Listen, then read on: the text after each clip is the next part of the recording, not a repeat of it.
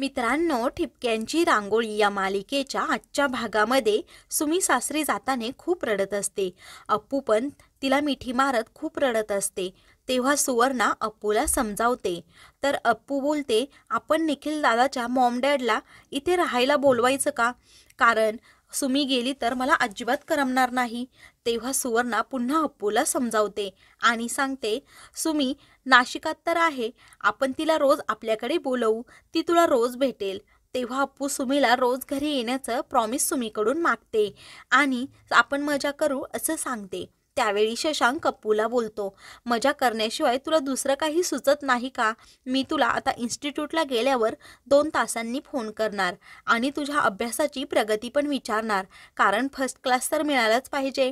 तेव्हा अप्पू शशांकवर भडकते. तर मोठे दादाही अप्पूला सांगतात, अप्पू मी तुझ्या वडिलांना शब्द दिला म्हटल्यावर तुला अभ्यास तर करावा लागेल. तेव्हा अप्पू बोलते, मी बाबी आत्याबरोबर अभ्यास करणार आणि मी आज अभ्यास करणार नाही आणि आग्रह केला तर मी बाबाकडे निघून जाईल. तेव्हा सुवर्णा अप्पूला सांगते, तू चिडून जाऊ नको ग, आपल्याला 5 परतवणीसाठी तुझ्या बाबांकडे जायचंच आहे. म्हणजे सर्वांना तिकडे त्यांनी जेवणाचं आमंत्रण पण दिलं आहे. तेव्हा अप्पू सुमीजवळ जाते आणि तू पण आमच्याबरोबर चल ना, असं तिला मिठी मारून बोलत असते व खूप रडत असते.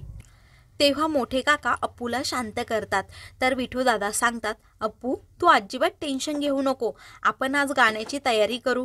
तेव्हा शशांक अप्पूला पुन्हा अभ्यासावर लक्ष केंद्रित करायला सांगतो. तर अप्पू आणि त्याच्यामध्ये अभ्यासावरून वाद होतात. तर सुवर्णा सांगते, अगं अप्पू, कानिटकरांच्या घरचे सर्व लोक कसे शिकलेले आहेत, तसं तुला पण शिकावं लागेल.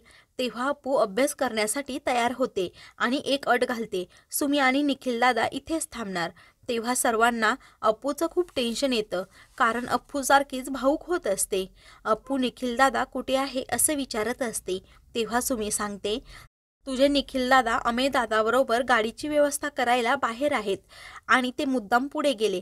त्यांना माहीत होतं तू अशी रडणार. तेव्हा अप्पू सांगते, मी आता गाडीचे टायरच पंक्चर करून टाकणार. असं म्हणून सुमीला मिठी मारून अजूनच खूप रडत असते आणि अप्पू सर्वांनाच रडवत असते. तेव्हा मोठे दादा बाबी आत्याला बोलतात, बाबे मी तुला म्हणत होतो ना, अप्पू या घरची सून व्हावी यासाठी मी आग्रह का करत होतो, हेच ते कारण आहे. तेव्हा शशांक मोठ्या दादांचे हे बोलणे ऐकतो आणि मनात विचार करतो, खरंच अपूर्वामध्ये असं काहीतरी खास आहे. म्हणूनच तर ती सर्वांना आपलंसं करून घेते. मी पण नकळत अप्पूमध्ये खूप गुंतत चाललो आहे. जर 1 वर्षाने ती निघून गेली तर मला पण घरच्याने एवढं खूप दुःख होईल. असं म्हणून तो अप्पूकडे पाहतच राहतो. तर अप्पू सुमीला मिठी मारून खूपच रडत असते. सुमी जात असताना अप्पूकडे मागे वळून पाहत असते. बाबी आत्यालाही खूप वाईट वाटतं. तर अप्पू आणि सुवर्णा एकमेकींना मिठी मारतात. तर सुमी तिच्या सासरी निघून जाते. त्यानंतर विठूदादा रियाज करत असतात. तेवढ्यात कोणीतरी दरवाजा वाजवतं. त्यांना माहीत नसतं की अप्पू आली आहे. विठूदादा बोलतात, आता कोणीही आलं तरी मी रियाज करण्याचं थांबणार नाही. तेव्हा अप्पू दरवाजा उघडते आणि आतमध्ये येते आणि विठूदादांना रागावून बोलते, मी नसताना तुम्ही रियाज कसा चालू केला? तेव्हा विठूदादा बोलतात, अगं तू रडून खूप झोपली होती ना, म्हणून मी आपलं बोलणं सुरुवात करावी. तेव्हा अप्पू आणि विठूदादा गाण्याचा रियाज करत असतात. तर बाहेर बाबी आत्या प्राचीचा अभ्यास घेत असतात. त्या दोघींना गाण्याचा खूप डिस्टर्ब होत असतो. त्या दोघीही खूप वैतागतात. सुवर्णाही गाण्यावरून खूप तणतण करत असते. तेवढ्यात मोठे दादा येतात आणि सुवर्णाला सांगतात, तू विठूला वेळीच आवर घाल हा, नाहीतर खूप पस्तावा होईल. तेव्हा माई बोलते, काटकसरीचं गाणं ऐकण्यापेक्षा हे बरं. तेव्हा मोठे दादा माईंवर धावून जातात आणि सुवर्णाला आलं घालून फक्कड चहा करायला सांगतात. इकडे विठूदादा आणि अप्पू गाणं गात असतात. अप्पूचा बेसूर आवाज ऐकून इकडे मोठे दादा बोलतात, माझं डोकं खूप दुखायला लागलं आहे. तर माई त्यांना शांत करतात. तेव्हा बाबी आत्या बोलतात, अप्पूला लग्नात गाणं गायची मी परमिशन दिली होती. आता इथून पुढे अप्पूने गाणं गावं ही इच्छाच उरली नाही. तेव्हा सर्वजण खूप हसत असतात. इकडे विठूदादा वरच्या पट्टीचा आवाज अप्पूला काढायला सांगतात.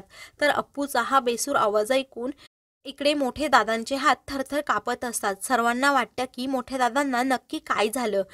तेव्हा मोठे दादा सांगतात की त्या दोघांना अगोदर गाणं बंद करायला सांगा, नाहीतर मला पक्षघात होईल. पुढील भागात शशांक अप्पूवर अभ्यासावरून खूप चिडतो. तर मित्रांनो, अशाच मालिकेंचे पुढील भाग पाहण्यासाठी चॅनलला सबस्क्राईब करा.